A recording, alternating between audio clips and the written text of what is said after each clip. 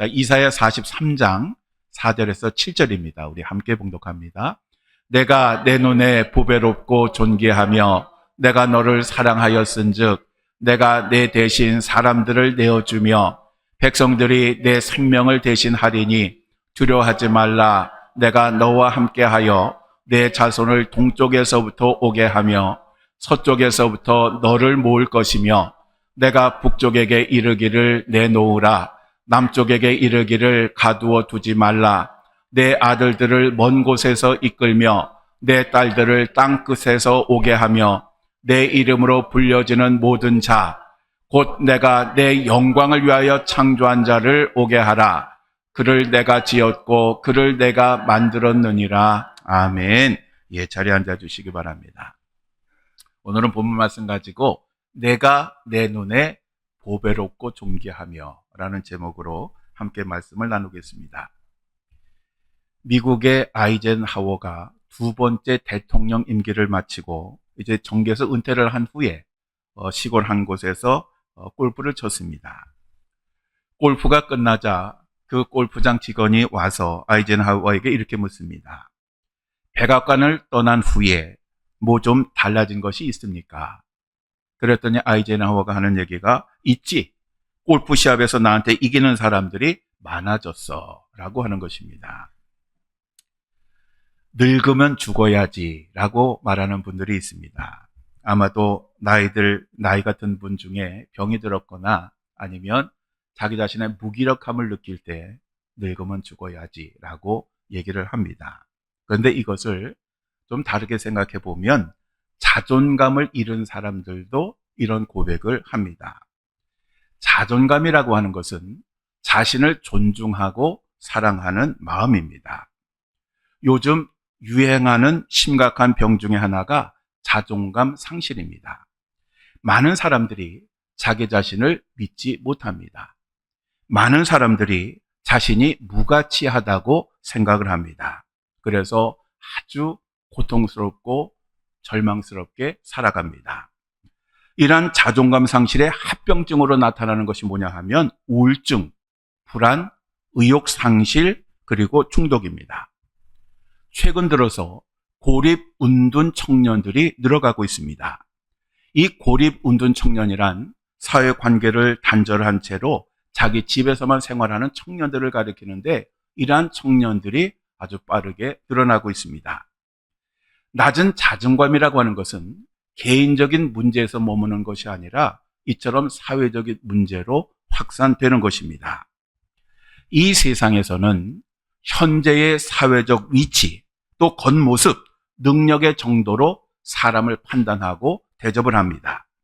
세상의 기준은 획일적입니다. 그래서 사람들은 다른 사람보다 더 많은 것을 가지려고 하고 더 높아지려고 하고 그리고 더 예뻐지려고 노력합니다. 남보다 탁월한 능력을 가지려고 노력을 하고 또 탁월해 보이려고 애를 씁니다. 그런데 문제는 모든 사람이 원하는 대로 될 수가 없다는 겁니다. 예를 들면 이 세상에 수많은 운동선수들이 있습니다. 그런데 박찬호나 유현진 같은 그런 투수가 쉽게 나오는 게 아닙니다. 또 김연아와 같은 그런 훌륭한 선수가 나오는 것도 쉽지 않습니다. 그러다 보니 낙오자가 생기기도 하고 아예 시도조차도 하지 않는 그런 사람들도 많이 늘어나고 있습니다.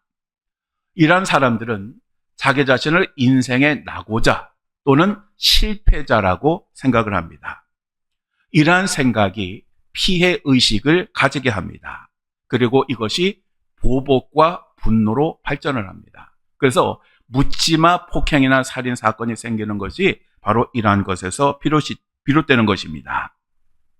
자기 자신은 실패작이고 또 다른 사람보다 더 잘하는 것이 없다고 하는 이것이 결국 분노와 원망과 절망의 삶을 살게 하는 것입니다.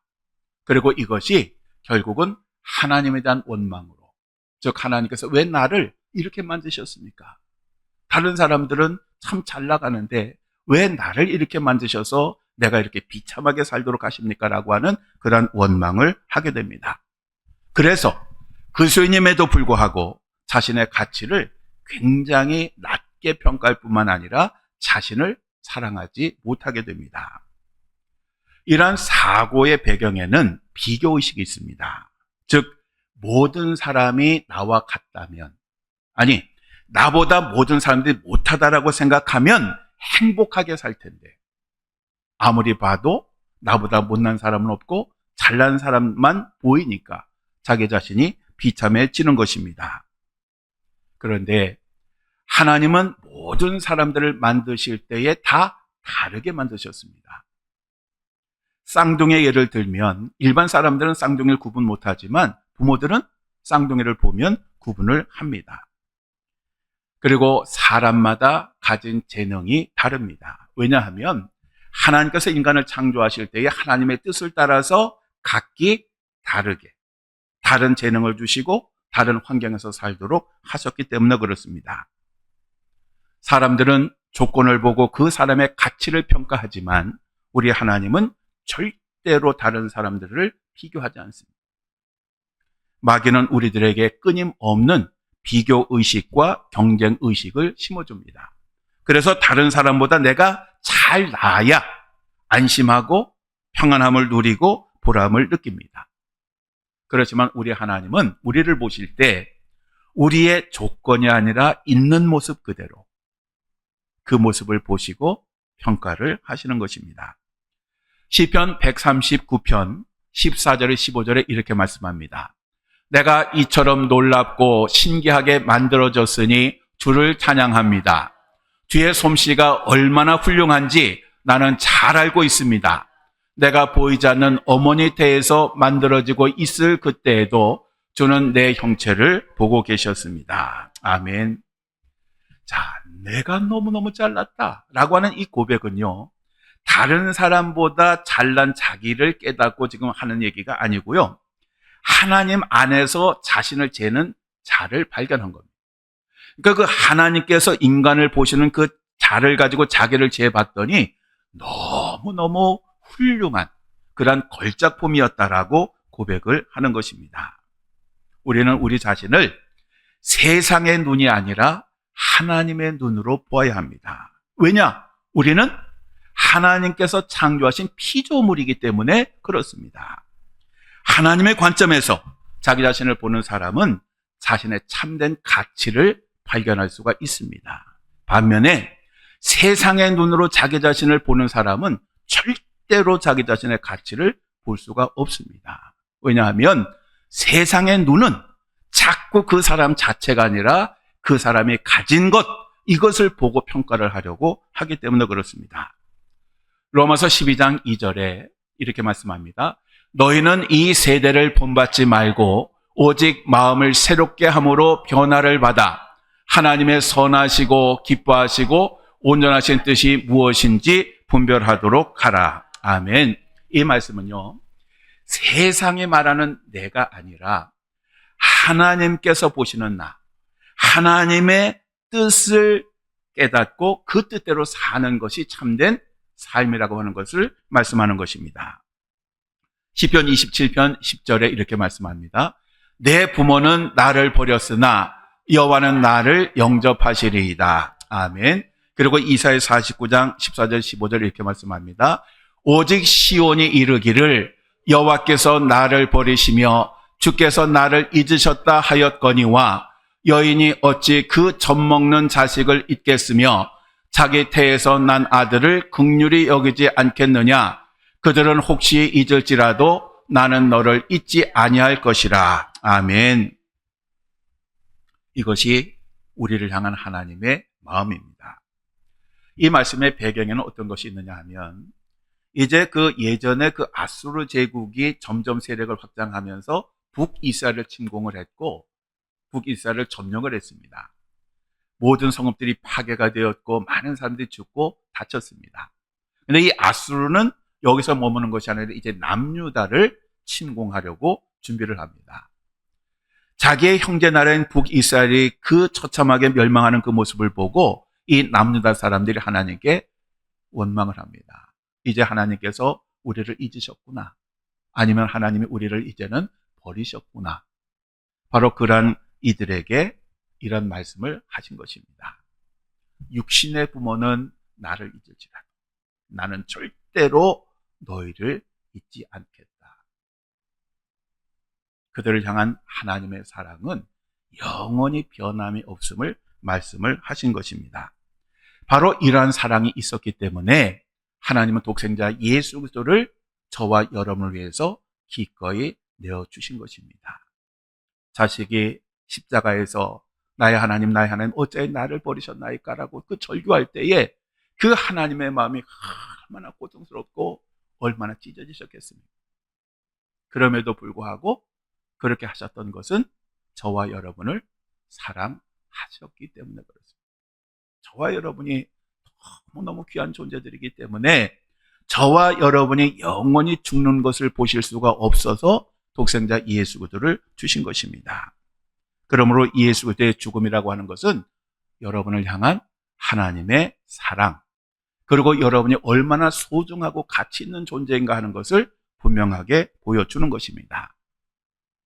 남태평양의 어느 섬에 남자가 결혼을 하려면 처녀의 값을 암소로 이렇게 지불하는 풍습이 있었습니다.